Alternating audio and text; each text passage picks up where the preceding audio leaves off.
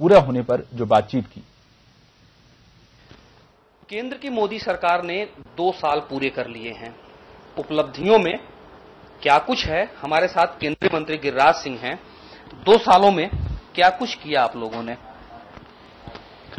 देखिए, जब कोई भी घर के सदस्य पूछेंगे कि आपके घर में कौन कौन सा आपने घर को बढ़ाने के लिए किया, तो पहला होगा इंफ्रास्ट्रक्चर। मकान है कि नहीं, दुकान है कि नहीं।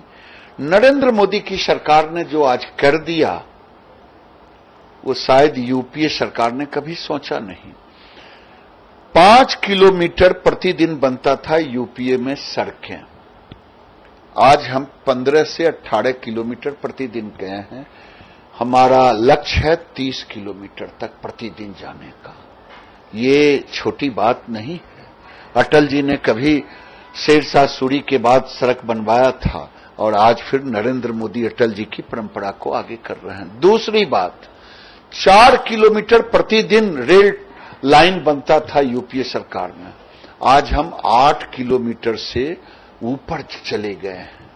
यही नहीं, जिस भी विभाग में आप कहेंगे, लोग कहते हैं कि 15 लाख रुपया कहां चला गया। ये विपक्ष के लोग कहे थे कि सबको देंगे, 15 लाख आ रहा है, सरकारी खजाने में आ रहा है तो जनता के जेबी में ही आ रहा है।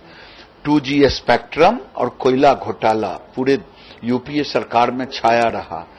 आज पारदर्शी तरीके से जो बिडिंग हुआ है, उसमें लाखों करोड़ जो आया है अभी, वो क्या है? सरकार के खजाने में ही तो आया है। सरकार का खजाना होता क्या है? और वो सरकार के खजाना में आया तो जनता के जेबी में ही गया।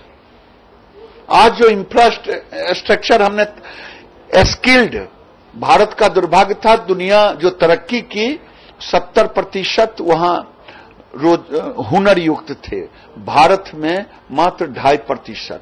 आज हमने एक इंफ्रास्ट्रक्चर खड़ा किया कि कौशल कैसे बढ़े।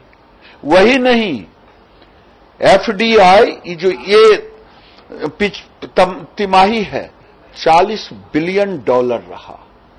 ये आज तक चाइना को भी बीट हम किए हैं ये पिछले तिमाही में।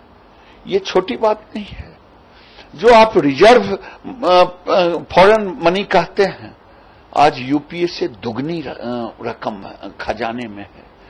तो ये लोगों तक अब दिखना शुरू होगा। ये अब समय आ गया है, दिखने वाला समय आ गया है। आप चीजों को आगे ले जाने की बात कर रहे हैं, लेकिन आपके आईटी मिनिस्टर को कॉल ड्रॉप मिनिस्टर। देखिए, कहने के लिए तो लोकतंत्र में सबको अधिकार है, लेकिन उसके हमारे जो रविशंकर जी हैं मोदी जी की सरकार में, उन्होंने भी जो काम किया है, बीएसएनएल पर लोड सबसे ज्यादा देश में है, लेकिन यूपीए सरकार ने बीटीएस नहीं बैठाया। बीटीएस बैठेगा तभी तो उस लोड को कम होगा। आज बीटीएस को बैठाने का काम जो हो रही है बीएसएनएल में, रविशंकर जी की विभाग में, वो अद्वितीय है। इसका भी असर आपको 2-4 महीने में दिखने लगेगा। जो फाइबर नेटवर्क होता है, वो गांव-गांव तक पहुंचाने का किसी ने सोचा नहीं था। उस कड़ी में 5 लाख किलोमीटर की योजनाओं में सफलता मिल रही है। तो मैंने पहले ही कहा कि ये अभी इंफ्रास्ट्रक्चर का है कि कैसे घर को मजबूत किया जाए। अब दिखने वाला चीज आएगा, आपको आपकी सारी तकलीफें दूर होगी।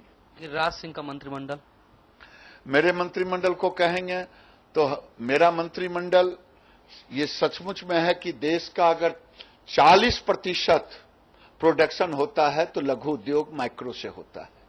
ये भी सच है कि आज जो एक्सपोर्ट हो रहा है उसका भी 45% लघु उद्योग का है। और ये भी सच है कि जो जीडीपी है उसमें लगभग 9% की भागीदारी है, वो है लघु उद्योगों का है।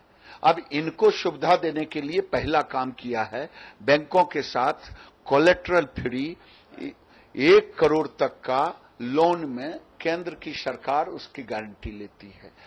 क्योंकि हम छोटे लोग हैं, उद्योग करने गए, हमारे पास कोलेट्रल नहीं है, तो हमने पहला काम ये किया। दूसरा काम किया है कि जो उद्योग लगाते हैं उनका माल कैसे बड़े लोगों के साथ में पीएसयू है वहां 20% उसको प्रोक्योर करना है, वो मैंने जमीन पर ला दिया। केवल वही नहीं, हम उनको रॉ मटेरियल भी उपलब्ध कराते हैं और कोलेट्रल फ्री पूंजी भी एनएसआईसी के थ्रू देते हैं।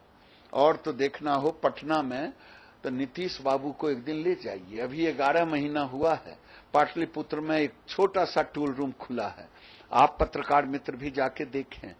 3300 लोगों नौजवानों को मैट्रिक 10वीं से लेकर के बीटेक का, और उन नौजवानों को ट्रैक कीजिए। अधिसंख्यक लोग या तो स्वरोजगार में है या कहीं प्लेसमेंट हुआ है।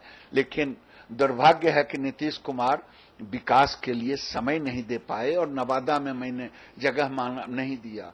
इस बिहार में एफएफडीसी के लिए 25 एकड़ जमीन मांगा, क्योंकि लीलगाय से परेशान है पूरे जोन के लोग, कि मैंने कहा कि एरोमेटिक प्लांट का होगा, मेंथा का, लेमन ग्रास का, सटोलूना का। किसान थोड़ा थोड़ा डाइवर्सिफिकेशन करेंगे, जिससे उनका नीलगाय से जान भी छूटेगा, उनकी अच्छी आमदनी होगी। 2 लाख से कम किसान उससे नहीं जुड़ते, लेकिन नहीं दिया। ये केवल ऊपर ऊपर बोलते हैं कि मैं रोजगार।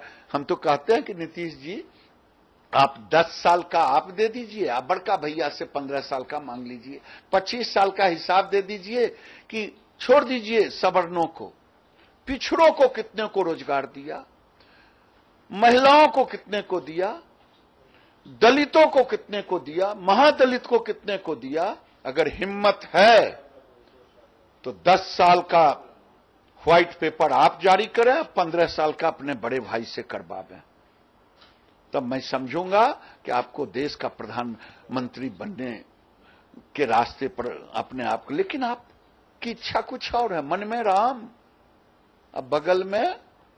लेकिन आप पर भी तो राजनीतिक पक्षपात का आरोप लगता है, बिहार को पैसा नहीं देने का, दूसरे राज्य की सरकार को गिरा देने का।